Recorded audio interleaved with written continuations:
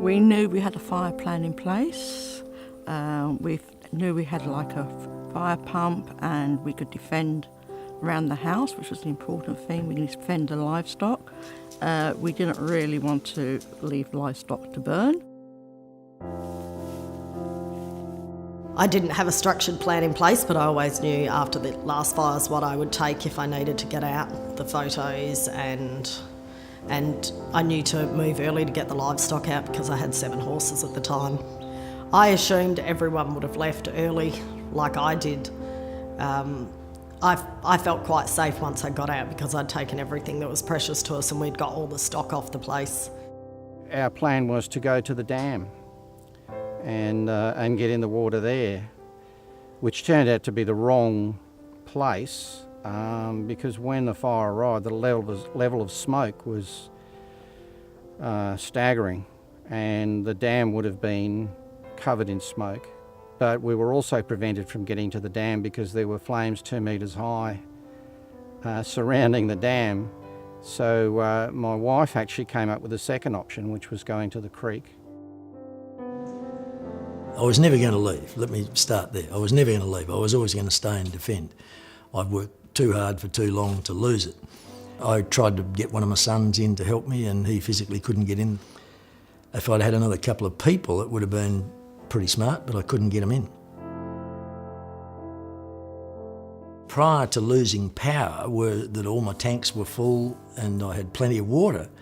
But of course my plan came unstuck when I suddenly had no power.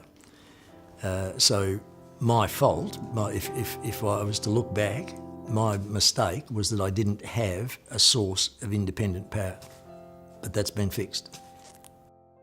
The problem was we had that many animals in care, plus my history sort of, I brought all my personal history down here, so I didn't want to lose it. So there's a lifetime in all sorts of things. It's not just what you build with your hands, it's a history of your family, friends, everything. I've got vintage stuff here that you can't replace. I guess in the back of my mind I wasn't going. Our plan was we were going to stay and fight it, yeah, one way or another. We've got machinery here to put fire breaks in. We had to prioritise what we were going to save, and our main priority was to save the dairy farm. Even though the fires were here and we had power failures and everything else and trees across the road, we still had to milk cows twice a day. We managed to keep the dairy going, we were able to milk, even though we had to dump the milk.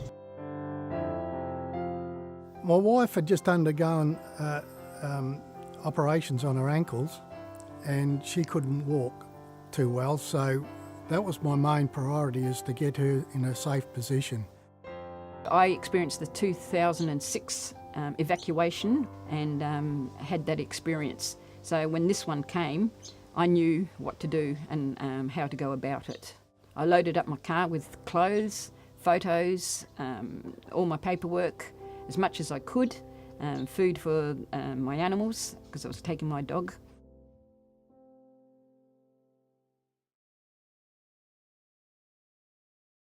You need to plan ahead for the bushfire season.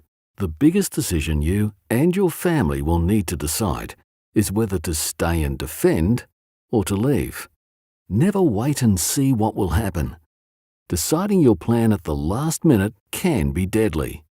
Visit the DFES website to access downloadable tools that will help you prepare your bushfire survival plan.